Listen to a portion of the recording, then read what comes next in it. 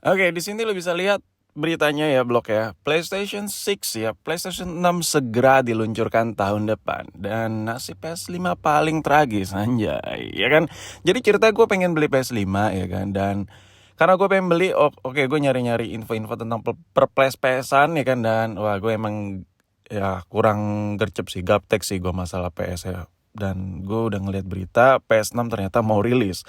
Jadi gue bimbang buat beli PS5, jadi ya udahlah sekalian gue bikinin konten ya kan. Nah di sini ya kita baca aja, gue baca ya. Segera merilis PS6 awal tahun 2024. Ini membuat PlayStation 5 menjadi konsol game paling tragis dari Sony. Ya kenapa tragis ya? Karena cepet banget men. Baru rilis sudah ada rilisan yang baru lagi. Kepastian dirilisnya PlayStation 6 ini tahun depan dan dipastikan melalui beredarnya dokumen resmi yang dikeluarkan Sony. Dokumen itu sejatinya diberikan perusahaan elektronik Jepang untuk competition market Inggris ya kan. Waktu perilisan PlayStation 6 tentu bikin PlayStation 5 jadi konsol buatan Sony paling tragis. Pasalnya saat PlayStation 6 keluar, maka usia PlayStation 5 baru mencapai 5 tahun. Berbeda dengan konsol lainnya yang diganti setelah usianya mencapai 11 atau 13 tahun. Sejatinya menurut PlayStation 5 menjadi konsol paling banyak ya cerita sedihnya.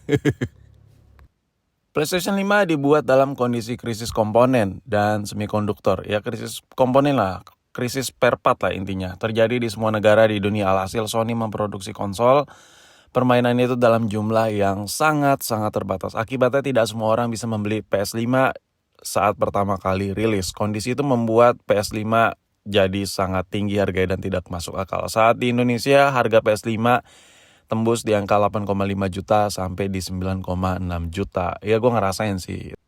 Situasi baru berubah di awal 2022 di mana Sony akhirnya bisa memperbaiki kondisi rantai pasokan komponen PS5. Hanya saja menurut memang sudah melakukan strategi baru. Start buruk yang dialami PS5 tidak merugikan mereka. Salah satunya dengan membuat PS5 jauh lebih cepat perilisannya. Agenda yang sudah ada sebelumnya. Oke.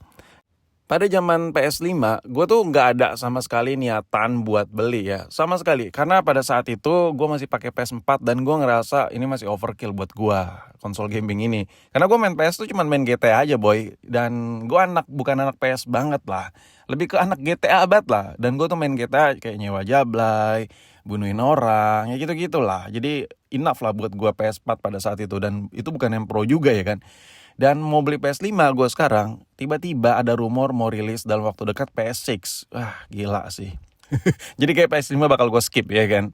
Dan bentukannya kayak gimana sih? Gue nyari-nyari di Google, bentukannya banyak banget nih model-modelnya. Yang pertama nih PS6 modelnya kayak gini nih cuy. Bentukannya pilihannya 2 warna gini. Model yang kedua kayak gini, ini ya kayak alien sih. Yang ketiga kayak gini, ya mengotak gini. Yang keempat kayak gini. Kira-kira menurut lu mana nih yang paling waras nih desainnya?